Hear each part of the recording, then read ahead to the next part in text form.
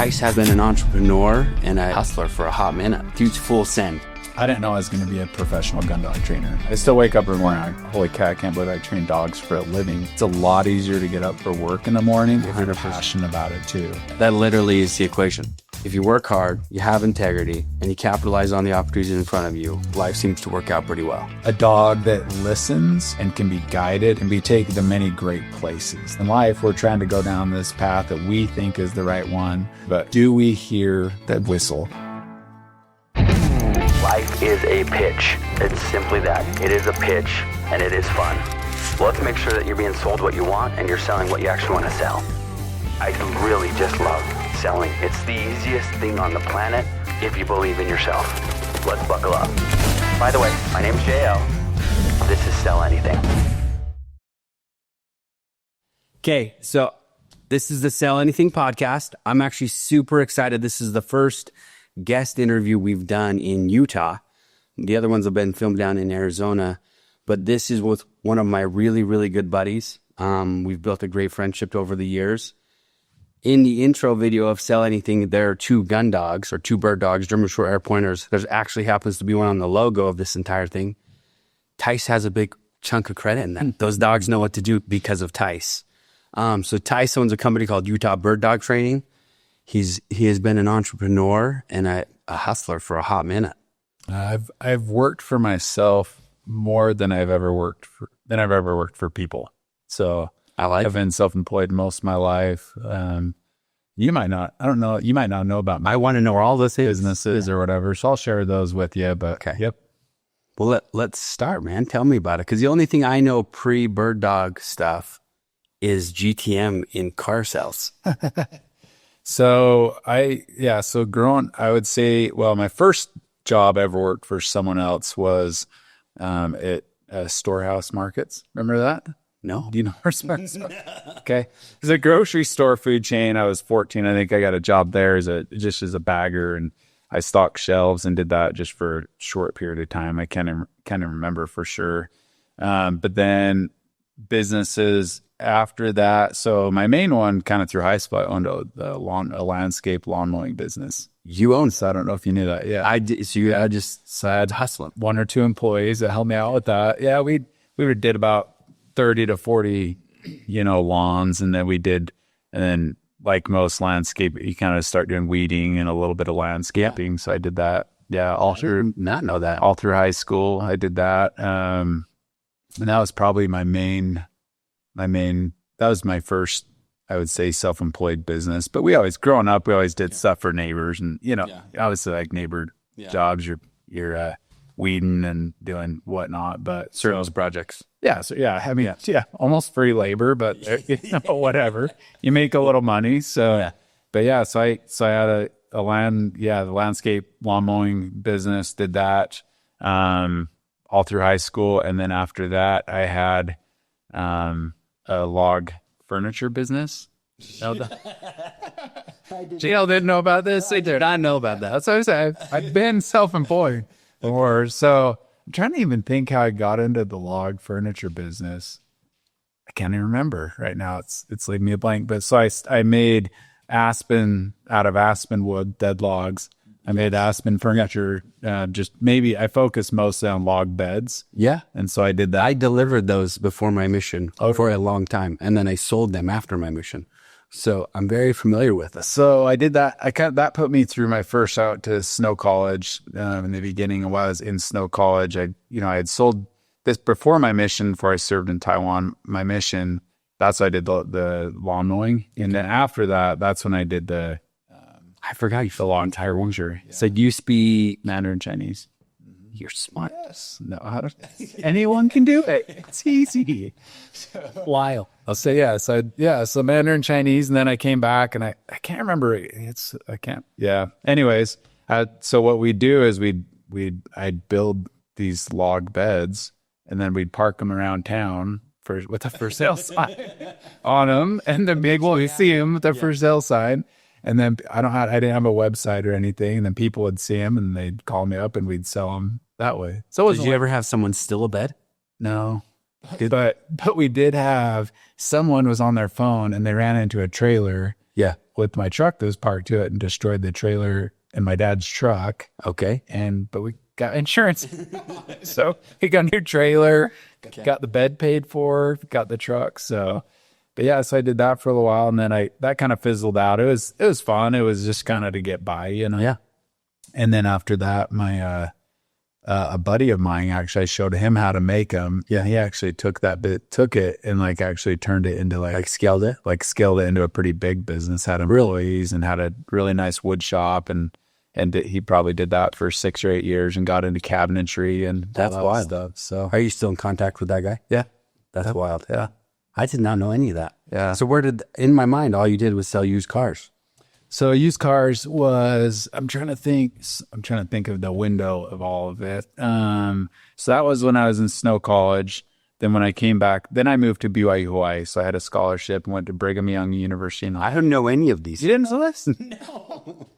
So anyway, that's the fun thing about these podcasts. I can kind of dig a little deeper and get to know each other, like when I had you on my podcast. But so yeah, I loved growing up. I loved wakeboarding, snowboarding, and I wanted to surf really bad. Yeah. So that's why I moved to Hawaii. Really? So I got a scholarship to BYU Hawaii. Did you get good at it? Yeah, pretty good. Yeah. I was there only one. Did you have long hair?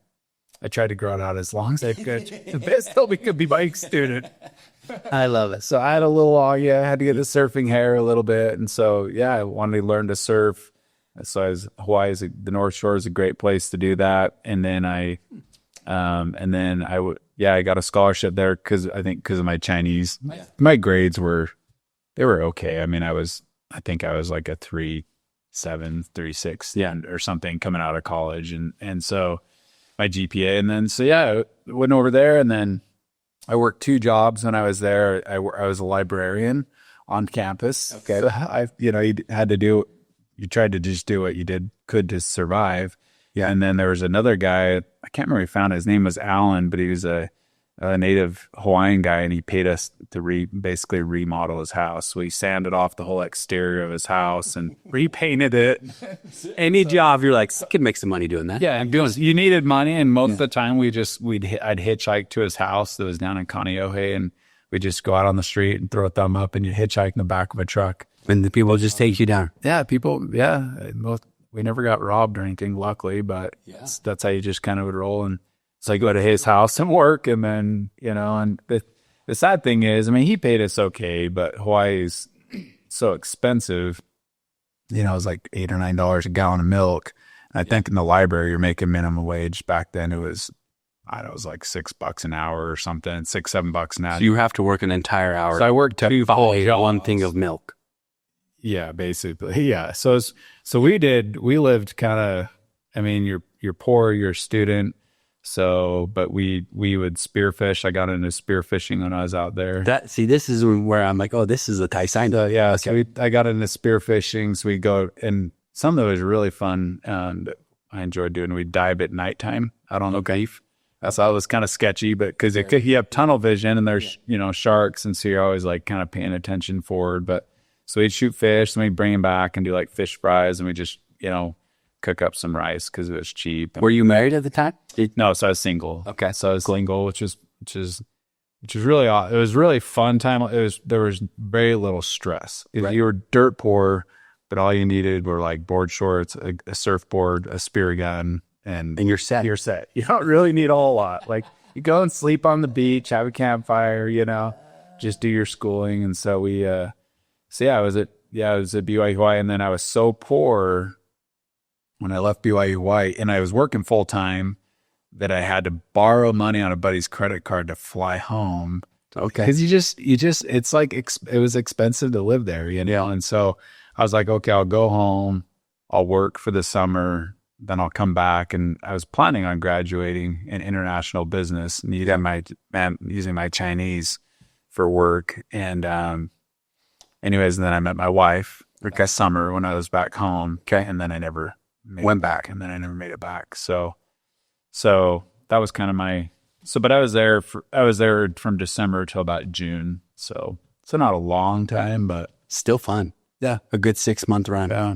I figured if I wanted surf and really experience that, it's hard to go. Have you tried surfing before? No, not at all. I can't even skateboard, man. So yeah, surfing, it's physically demanding. And so you have to kind of get out there, get in shape, get your body used to it. So you can actually enjoy and paddle into the waves and not. So yeah, super good workout, man. There's not much better on sitting in there on an evening and the waves are just rolling through and the Hawaii has in the background. Is it pretty fun? It's magical.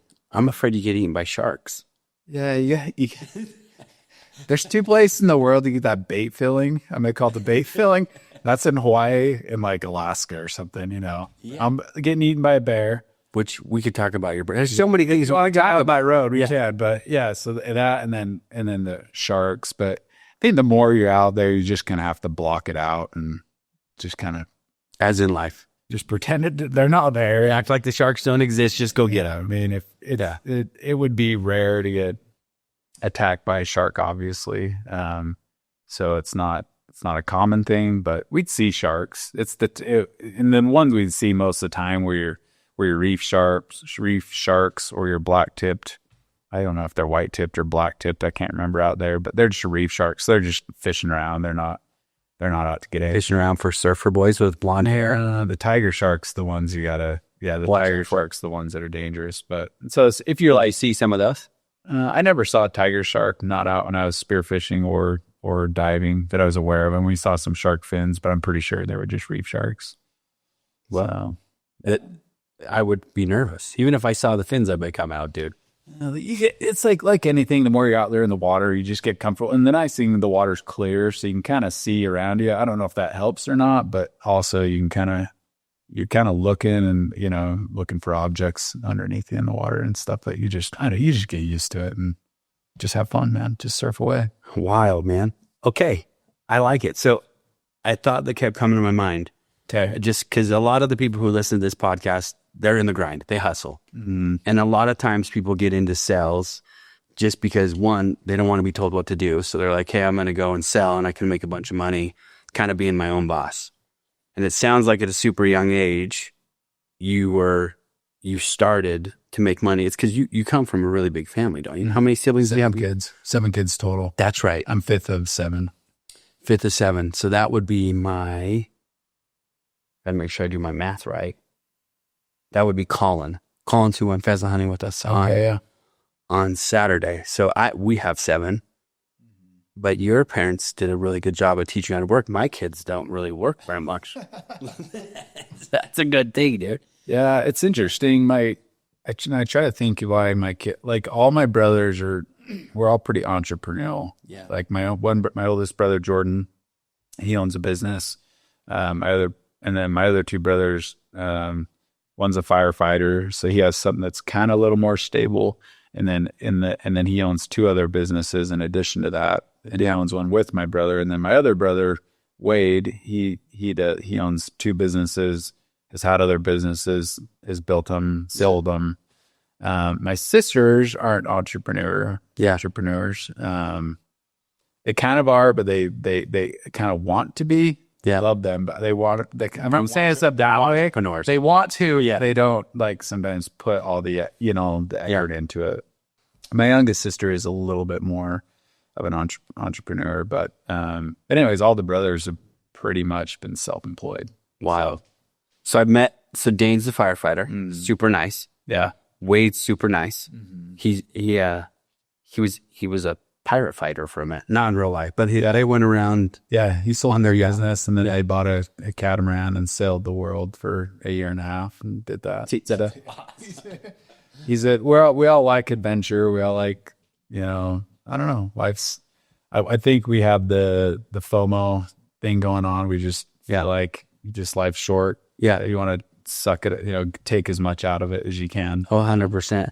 Whenever Shelly asks me, how was it with Tyce? Like I always say, it was a blast. I'm like, dude, full send. There's never a dull moment. It's always full send. You got to keep it exciting. It's always full send. And it is a ton of fun. It's actually really exciting. Okay. So that's a lot, dude. I didn't have any idea you did so many things like that. Yeah. I'm trying to think if there was anything else I did between then. So when I sold cars was when I came back, met my wife, and then that fall I went to school at UVU, and transferred my credits there to UVU. And as I was going to school and finishing up, because Rachel, my wife, was going to school at Utah State, and so what did we do? Oh, it's kind of jumbles together. Maybe that summer I was selling the cars, and then I ended up finishing my last classes at Utah State. So I went to UVU at summer school. And as I was kind of doing school here, that's when I sold the cars for 2.5 years is what it was. And then I finished my last semester at Utah State, transferred all my credits back to Utah Valley University, and graduated from there.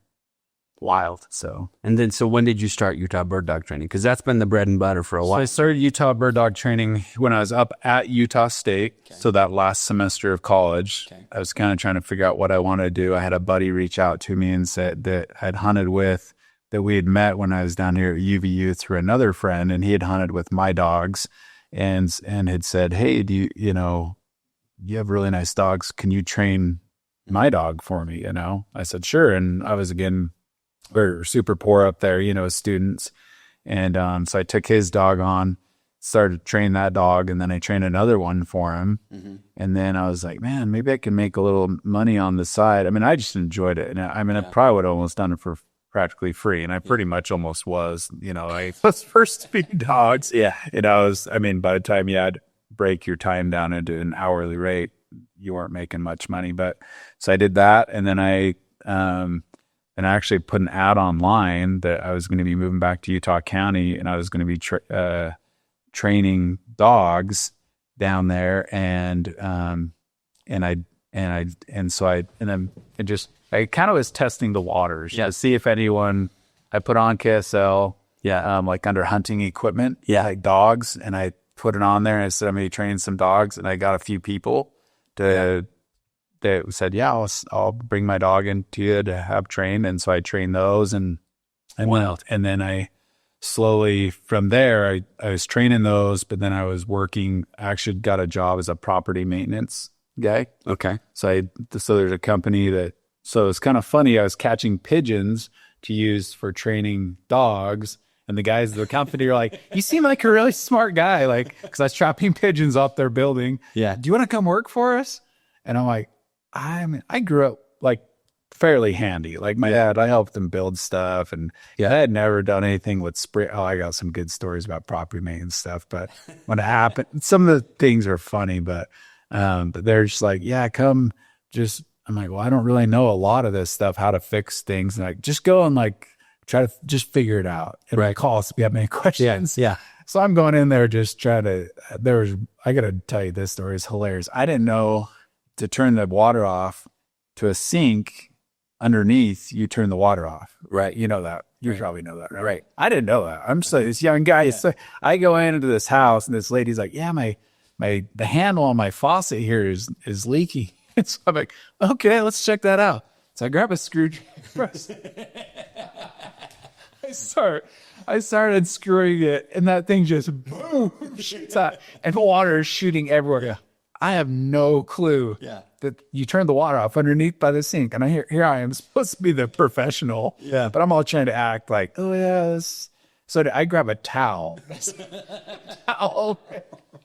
and I'm thinking in my head, I need to find like the house, how to turn the water off to the house, and she's like, the lady reaches under and like turns the handle, and it like goes off. I'm like, oh, thanks. Yeah, that's what I meant. I can't remember what I said. Something stupid, lady like, and she's like, so anyways, that's how I learned that water turns off to a sink underneath or behind the appliances. So anyways, the young men in our church the other day was like, we need to have like this, kind of teach them like these basic skills, like house skills. That was one of them we wanted to like, because it was funny. It's a funny story, but I felt kind of dumb at the time, because I didn't know. But no, sometimes it's out of necessity that you learn stuff. We're like, I have no idea. So it was just kind of a funny story. So anyways, so I was doing property maintenance and then training, and then it kind of just slowly evolved. My parents are always like, "What are you gonna do for a living?" I think they thought you know, like, oh, you speak Mandarin Chinese. That's a really Right. good language. Like, you know, I feel like they were kind of like, you're throwing away your experience, talents a little bit in a sense. They never said that, you know, and they never came out. But, and I kind of, I mean, to a point, I felt that too. I'm like, well, I need to, but I didn't want to raise my kids in China. I didn't want to raise them in Taiwan. I love the outdoors. So I wanted to be here so I could hunt and fish and do the things I enjoyed.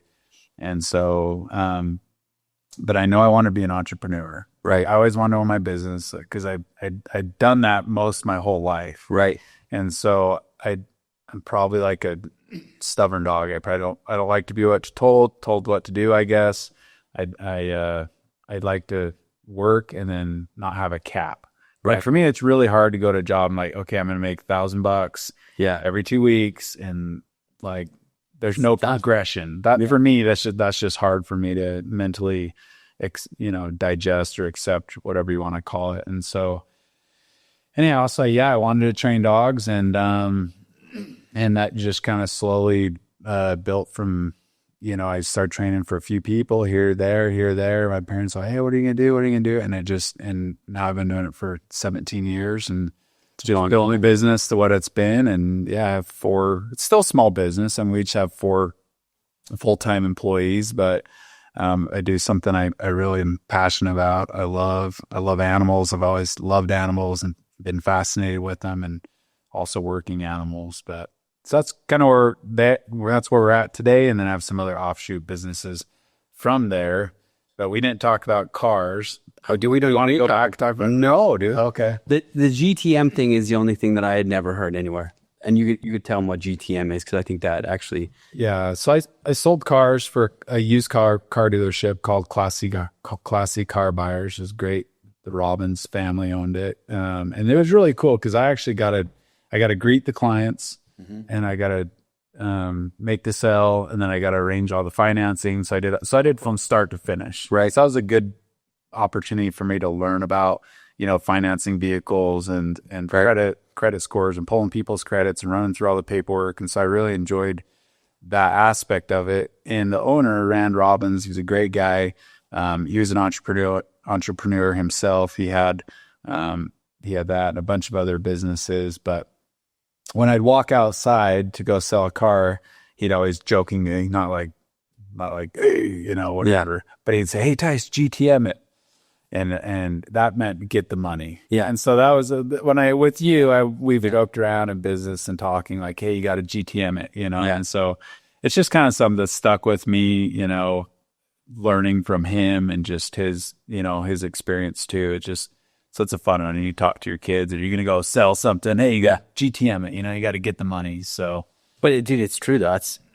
As much as we like to provide service, and that's one of the cool things about Utah Bird Dog Training and the way you do business, it's very much a service-driven feel. Mm-hmm. And it's partially, some of it is you probably would do it for really nothing because you love it so much. However, you do have babies, you do have a mortgage, you do have a family to take care of. So that's why we do business. Yeah. To get, like, we have the lot cop, or the LVT. I can't even think of the name, and I've been doing it for 5 years.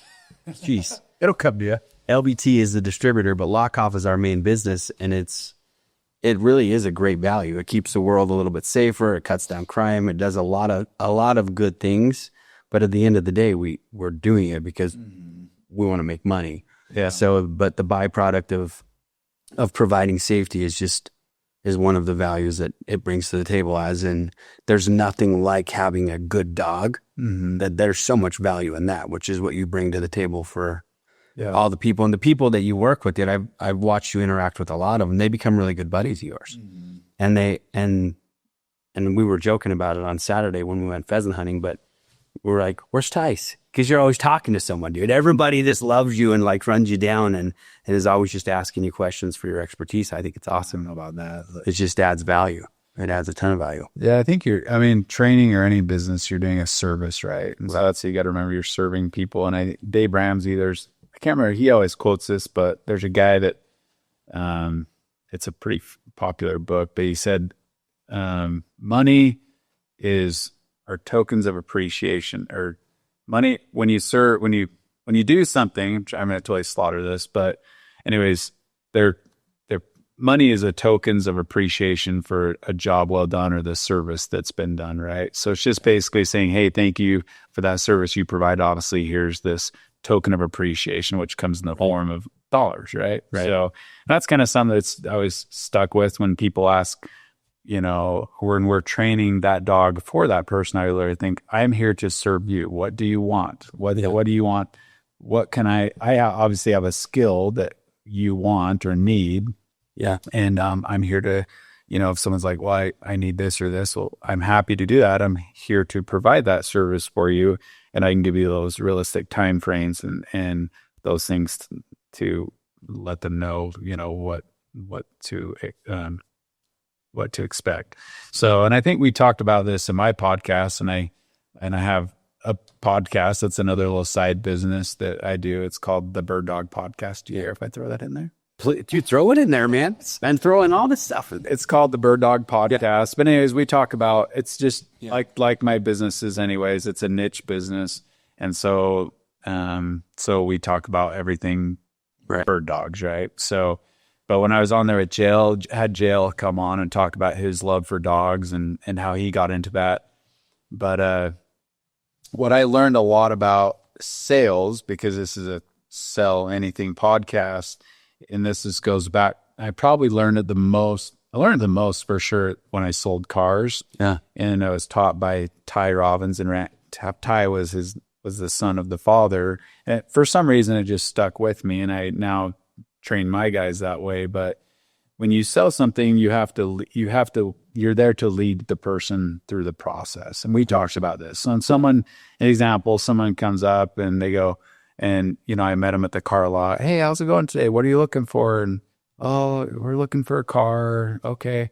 Well, if you're just like, oh, that's cool, and you just ended it at that. See you later. And they're like, okay. You know, so you gotta take them by the hand and mentally think that through the process. So that, you know, a step of that, be like, okay, what are you looking for? Do you like Toyotas or Hondas, or, you know, right? What's your, and you can kind of just walk them. Say, oh yeah, we really like Toyota Corollas. Oh, that's cool. Well, we have actually 2 Toyota Corollas over here. They're, you know, 2000 whatever's back then. And, you know, if you have a certain price range you're trying to stick in, you know, yeah, we're looking to stay under $15,000. Okay, well, I got this one over here. It's a really good car. It has 80,000 miles, whatever. It's $10,000 cars. You know, do you want to take a look at that? Yeah. Sure, yeah, we'd like to take a look at that. Okay, they open it up. You open the doors, look through it. Wait, did you end there? No, you keep taking them through. Like, hey, do you want to take it on a test drive? I can go get a plate for it if you guys want to take it on a drive. Sure.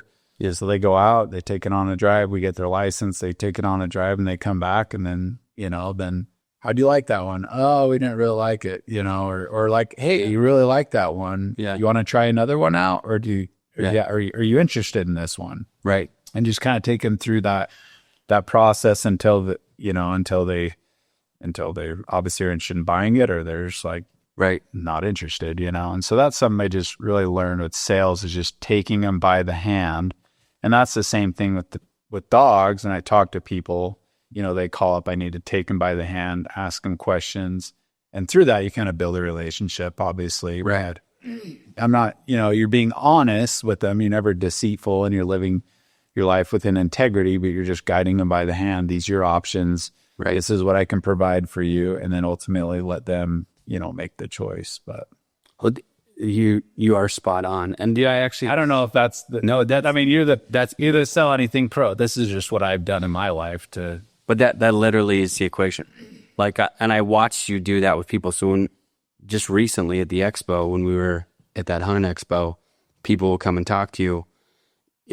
You would ask, well, what do you want? You want to do upland? You want to do waterfowl? What are you wanting from your dog? Start categorizing kind of what they're looking for. Because it's really hard to lead anybody to anything if they don't know where they want to go. Mm-hmm. And so if you can, as a sales professional, I agree with you, your job 100% is to solicit out of them, well, what do you actually want? Mm-hmm. And if what I can provide is valuable in what you want, then we'll make a deal for sure. But what if what I have isn't what you're looking for? Then we'll part friends, and I'll send you somewhere else, because eventually you might need to come back. Yeah, and sure. It's not hard, high pressure. It really is a service. And going along with the tokens of appreciation, I've always thought I did a really good job at selling something if the person that I just sold whatever it may be to tells me thank you for giving me their money. If they're telling me thank you and then giving me money, and that's like, oh, I did a good job. Yeah. So one, I'm verbally being told thank you, which feels good. But then two, that value exchange or energy exchange is there, and they're getting the path to wherever the destination they're trying is to get that my product provides for them. And I'm in exchange getting compensated for it. Yeah. And that actually makes sales really fun when you look at it from a service oriented lens. Yeah. I agree 100%. Yeah. That's some of my favorite comments I hear is that people say that's the best money I've ever spent. Dude, 100%. And I hear that quite often, not trying to say that in a prideful way, but you love hearing that as a business. You're like, yeah. And behind that, we spend a lot of hours and time, my guys and my team training these dogs. Yeah. And obviously that's your best referral. Yeah. Is a job well done, right? Yeah. Or a product that these people are like, this is awesome. They're going to tell their friends. It's free advertising, marketing. That's what I tell everyone. They drop the dog off. I'm like, I want to do such a good job for you that we want to do such a good job for you that you tell all your friends about us. 100%. And that's in a lot of clients that come in, they're already sold. Yes. They bring their dogs because they're like, hey, Joe Schmo, jail said that you're the best. And they trust you because you're their friend. Right. And so then they say, hey, just when can I get my dog in for training? You're going to have to really sell them. They may ask like a few questions here or there, but they're already sold on the whole idea. Dude, it's so true. Because even with all my dogs, and I think on your podcast we established that I think it's actually 12. You doing? I think it's 12. So everyone knows I've trained I've trained more dogs for jail holds the record for the most dogs trained. So. He likes dogs. Because it really, especially if you're going to have something that it has potential, I think there's so much value, even as a human. If you know that you've got some kind of untapped talent or you're innately good at something, whether it's playing the piano or selling or training dogs or you have an engineer-driven mind, I think there's so much value in paying to shortcut the learning process by being trained by a professional. Yeah. And I think with the dogs, dude, I love the outcome of the dog finding the bird, me shooting the bird. Sometimes I miss, and then you're there to back me up. And then them bringing it back, that outcome is incredible. But the process to get to that outcome, I don't have the patience to do, but you can. Yeah. So it's just so much easier to have a professional teach you how to do something, and having a coach or a mentor along the line, I think it's just powerful. So 100% I'll keep sending them over there. But like you said, I've had a few buddies, a couple of my door-to-door guys have sent you dogs. Well, one for sure, but then dogs that I've had some referrals for for sure. Well, even puppies. Puppies. Yeah. I was trying to think of how to say, because we're not a breeder, but somehow I have this dog that will get anything and everything he can. And so we end up having puppies, and then the people will send them to you because you do such a good job. No, thank you. Yeah, you do a great job. Training's really interesting. It's such an incremental process and I've learned this over the years, and obviously developed my training program, that I know an average dog, with our training on a daily basis can get to this certain level in this time frame. So that allows us to be really confident on people like, hey, you have this dog. And again, that's part of the process, is knowing to the program and knowing I know if your dog has an average brain capability, it should be able to get to this level in this time frame, right? Yeah. But if the dog doesn't have the trainability that's there, and then that's where the communication comes in play of letting the client know, hey, your dog does struggle in these areas. Do you want to keep going, or this is what we can do, or these are realistic time frames? Yeah. And try to minimize surprises, because that's where a lot of people get in trouble is and I've had dogs come to me from other trainers where they drop the dog off. There's no communication. There's no correspondence. They pick the dog up and they're very dissatisfied because there was no communication. Right. And the dog actually wasn't being trained. That's probably goes hand in hand. There's no accountability there. Right. Because there's just guys like, hey, a person's sending me money. I don't really have to tell them. And so for me, that's a huge part of just just integrity in life. It's Right. like when I say I'm going to do something, I do it. 100%. And like we work hard and that shows through, right? If you live your life as an honest person, you're working hard and you strive your best to do a good job and then try to communicate the best you can with clients, you can have, then there's some success there. Yeah. Well, and the cool thing is even in that, like you can navigate through hard stuff. Cause we've had some train wrecks with some of my dogs where you were just honest and like, dude, I don't know what's happening. And one of them weirdly twisted her own guts jumping around and ended up dying, but it wasn't a surprise because you just communicated with me. We went to the vet together and we worked through it. Yeah. It's really rare. It's obviously really rare. Dogs are pretty hardy animals, but Yeah. Jail had a really nice short hair and she was in her run and she just did something and twisted her inside somehow. Yeah. Flipping her kennel or whatever it was. No, dogs are super. I agree. There are some dogs I'm like, what if they just died? That'd be great. And they just keep going. But no, it was a weird deal, but the honesty there, like we've sent 6 or 7 dogs since then. Yeah. And then the other really cool thing is from the integrity standpoint, the first 2 dogs I ever sent you, because you have integrity, you could have taken them through the process, but your level of honesty, which is so crucial and vital in selling or just living your life, is just, if you can manage the expectations properly by just being honest, things are so much easier. But you called and you're like, we kind of have gone through obedience. Yeah. But like they're mediocre at best, man. If you want to keep going, you can, but they're not bird dogs. And so we got rid of those guys. And it's hard because you want to be honest, but then I'm an optimist for sure. Like I want to give that animal the benefit of the doubt, but then doing it for so long too, you kind of just, the desired outcome. You want that owner to be happy, that dog's personality, and if the dog is just not going to make the cut, then you just got to let them know. And I'm sure some people probably, it's hard too, because you want that dog to perform. They go right out with their friends. And if the dog doesn't do well, then it's not a good referral. A lot of times, and even if you told that owner, like this dog is terrible, Yeah. and they're like, well, let's just keep it going, They take it out optimism. They don't lots of times though take fault for like, trainer said my dog's not very good, and so that's why it's not very good. But it's fine.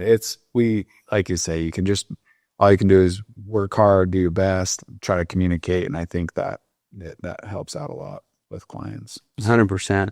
So tying this back into the beginning of the conversation, I kind of want to poke just a little bit at the idea of work hard, do your best, and things will work out. Like that's been a pattern in your life. Just hearing that first part of your story, like I'm starting with the landscape. That's the thing. No, it's a landscape. We've done that. Everybody everybody's landscape. Yeah. Landscaping to beds to property maintenance to surfing to all, like just doing your best, seeing an opportunity, working on the dude's house in Hawaii, like seeing the opportunity, doing your best, and then more opportunities are presented. It's just a pattern in life. I think here's something that I've kind of a personal quote I've always told myself, and I think this is helpful. So let's go back a little bit to when I was a kid. My parents, we worked hard. We had our Saturdays chores. We go out and say, hey, you got to weed that whole area, and we had horses at one point, and there's 5 acres of cockaburs. My dad's like, we're going to pull this whole thing by hand. So my parents, sucked. But they instilled some work ethic into us. That's the only thing I can think of. Maybe there's some genetics there. I don't know. But that work ethic, we had to do hard things. And we didn't ever have an allowance. So it wasn't like, hey, here's, now if we were going to go to dinner or something with some friends occasionally, okay, here's $10, here's $20. But I had some friends that had like a cash drawer. There's like, hey, there's cash in there. Just get out whatever you wanted. We didn't have that. We didn't get like an allowance, $50 a month. Like we had to work. And if we wanted something, we'd have to work for it. And then the only thing in college, my parents, like the first year, they paid for my schooling and I had to pay for my housing. But we didn't get free handouts. And I think that helped us in being entrepreneurs and kind of like and tasting that success. If I work hard, I get rewarded for that. And if you have dreams and aspirations, which I do, then, I want to acquire those. And really it comes down to me, there's 2 things in life I want to do. I want to serve and I want to play. Yeah. So if I can retire as quick as possible, Yeah. I want to serve others. It'd be great. Just say jail has like a fence that fell down in his backyard, and I'm just like, hey, I'll come over and help you for the day. Yeah. Like just not be bound to work, Yeah. that I can serve. Or if it's like, hey, I want to go on this sweet hunting trip, I can have the means to do that. But just serve and play. I think for me, those are the two goals in life, that retiring early or working hard and giving me some freedom even now that I can help people out. If someone's moving or whatever it may be, and it's during the week, I can run over there and help my neighbor for an hour or two or something if needed. But I think service and play is huge for me. It's kind of a guiding factor. And then two, if I don't do it, nobody else will. I think you have to have that mindset in life that the buck stops with you.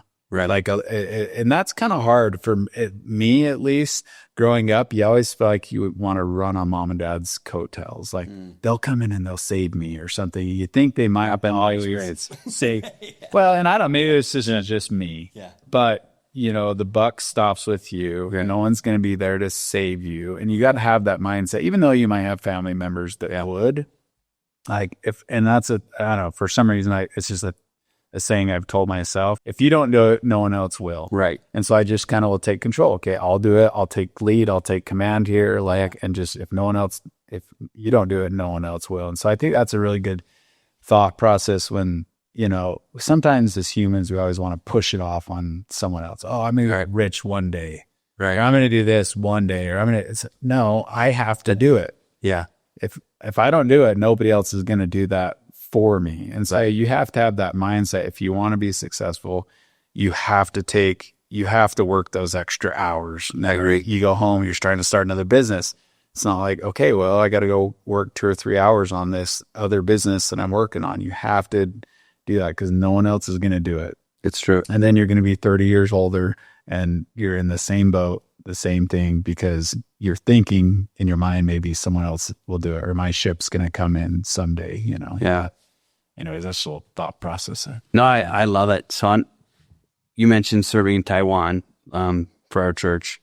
I served in Russia, and one of the things my mission president would always say, a mission president, for those of you that don't know, he's like the leader of all these 18 to 22-year-old guys that are out there serving Jesus Christ by teaching his gospel. And so my mission president would always say, if it is to be, it's up to me. And he would just pound that into us.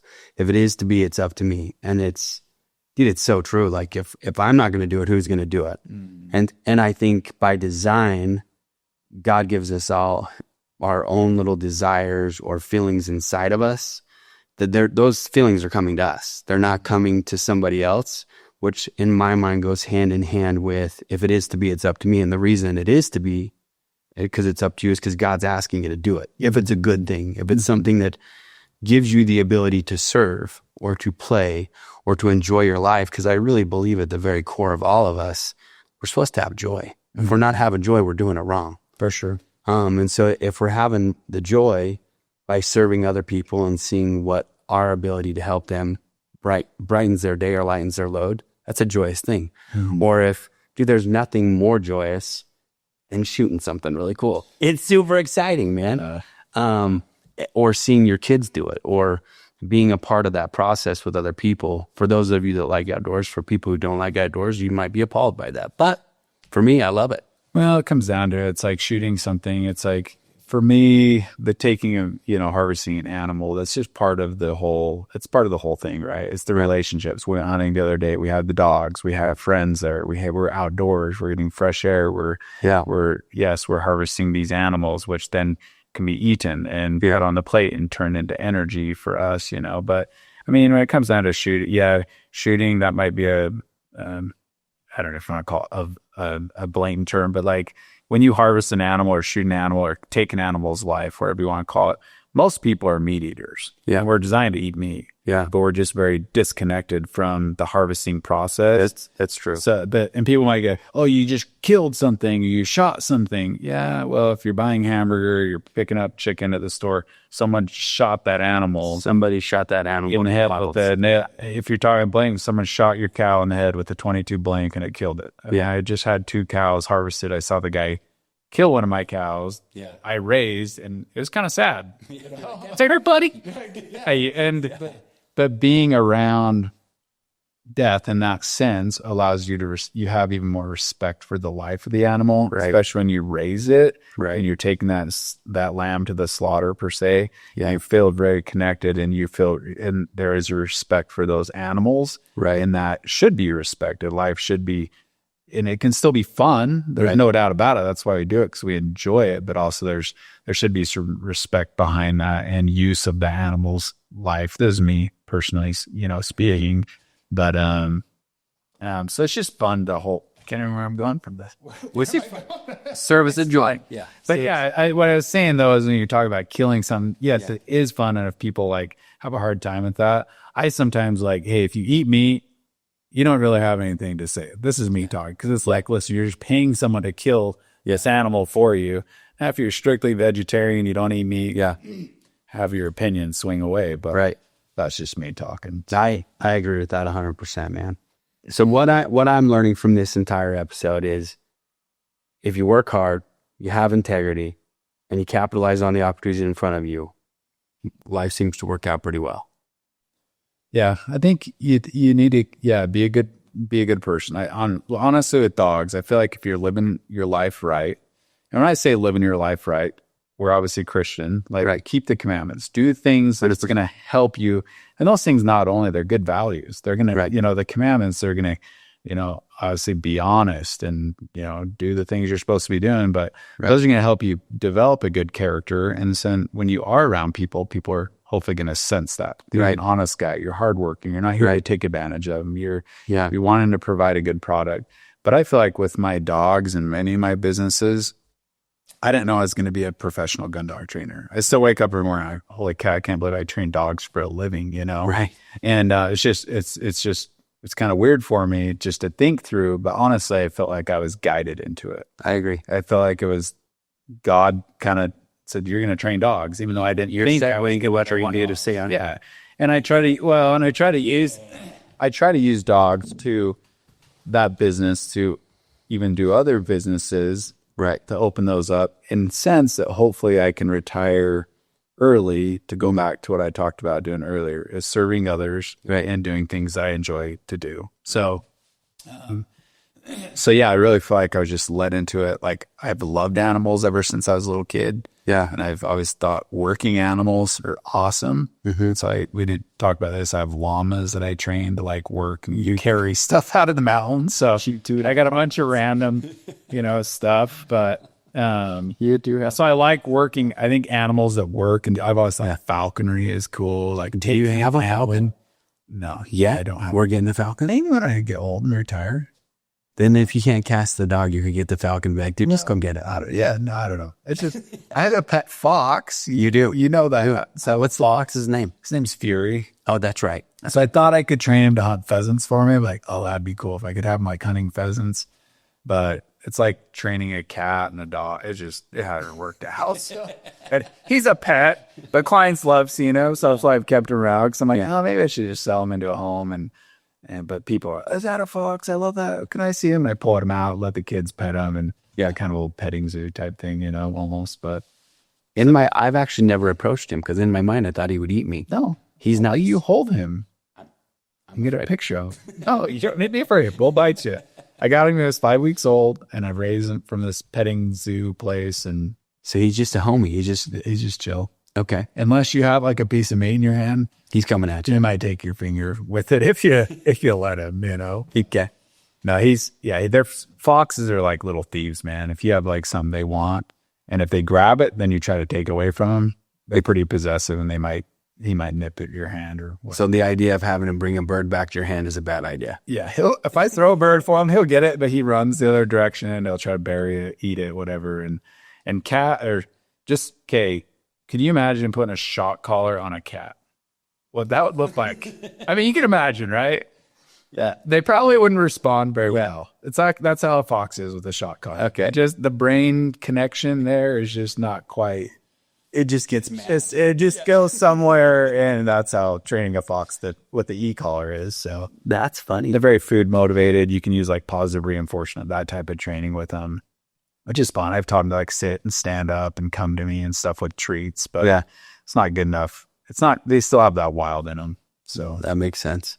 Okay. Well, you've used this analogy that you were going in the direction with it in dogs. So you felt guided to it. okay, And so part of the waterfowl world, when you have a retriever, you can cast them. And I love the analogy because we've already touched on the fact that God is a part of the conversation in this. You share the analogy and then we'll wrap this up of, the whistle and everything. yeah, I love it.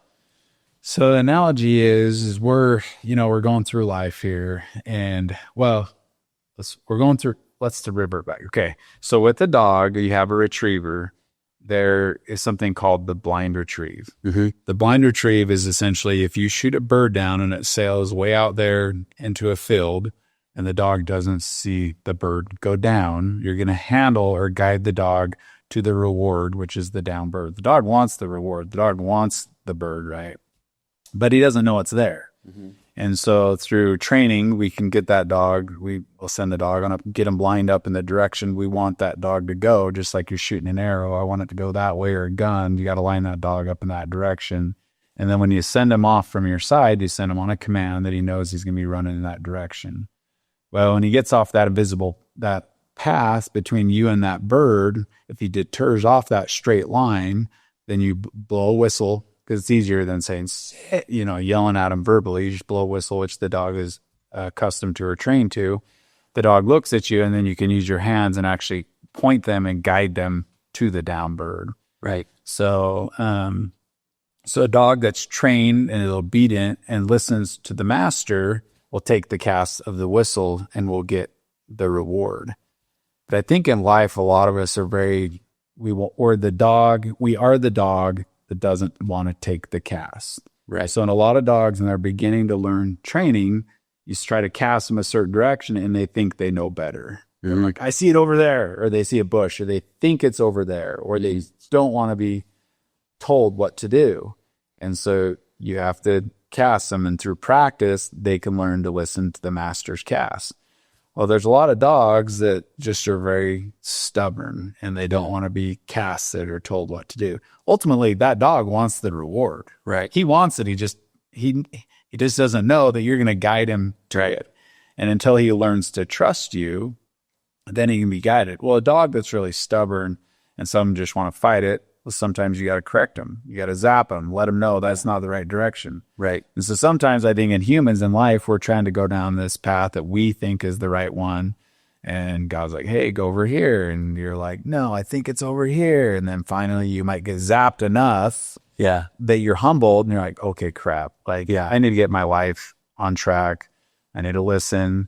And then you take the cast, and then all of a sudden you get the reward, and you're like, holy cow, like, oh, if I kind of listen. And that's the hard part, I think, is human nature, to stay humble and to be guided. But a dog that listens and can be guided and can be handled to those down birds can be taken to many great places. They can go to the master hunter level. They can go to the highest level. They may go to master nationals.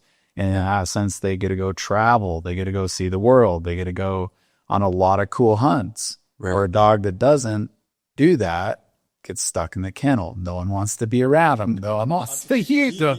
And if they get out and they test you, they're going to get zapped a lot. Yeah. So I think the analogy is, do we hear that whistle? Right. The master. Right. And I think that's the hard part in life, is like, are we doing what we were put here on earth to do? Do we listen? Are we guided? And I think if we can find that, then life is a little easier to go by, And so, that's just an analogy I've always thought about, is you handle these amazing animals to something they want. And if they listen, the reward is so much greater. Right. And then they learn to kind of be a team. And so I think with dogs, the they're amazing animals. And I think I feel really lucky. This is where I was going to go. It's awesome if you're for me, I have to be passionate about something. Right. And then it's very natural. So if I'm passionate about dogs, then I can build a business around that. If you're passionate about sales or whatever, you can help find a passion. It's a lot easier to get up for work in the morning if you're passionate about it too. Yeah. So just find something you're passionate about. And if you can, it never hurts to make money from serving others, right? That you're doing the thing that you're passionate about. Right. And that can be challenging, no doubt, but there's a lot of niches. And something Tyson told me, my buddy Tyson Bradford, he's an entrepreneur himself, but he says niches are in the riches, or riches are in the niches, whatever you want to call it. I agree with that. And I think that's really interesting. You can kind of shoot it out there, but if you can find a niche that people need help with, you can really make a decent living, doing that. 100%. I agree with that. No, I appreciate you sharing that. And I think the key is putting yourself in a position daily to just hear that whistle, right? Like going back to the idea of, well, if it is to be, it's up to me. Like God puts those desires in our hearts because there are things that innately we are blessed with that are easier for us to do than there are other people to do. Just like if you try to send some random, let's say you send a German Shepherd to do bird dog training. It's not going to happen, dude. Yeah. Because that dog is not bred for that. It doesn't have those divine design. That divine design is not there. Genetic. Yeah, it's not there. Where God doesn't make mistakes. And so he sends us all down with this genetic makeup, this divine design that He sends a shepherd to protect. Yep. He sends a shepherd to protect. He sends the short hair to go get it. Like Go point the birds. yeah, go find it and make it happen. And so I think if we take time to get still and listen for that whistle, it's inevitable that we win because again, men are that they might have joy and winning is a pretty joyous thing. So, Absolutely. Yeah. Well, Tyce, I appreciate you coming on, man. Dude, Thank you. That was fun. fun. I feel like there's so much more to talk about, but There's a ton. This has been fun, and hopefully your audience can got some good information that can help them out in life. I agree. So if any of you hunt or need a dog trained, this guy can do it 100%. Even obedience. He does obedience too. But if you hunt, this is the way to go. So thank you guys for listening. That's it for this episode.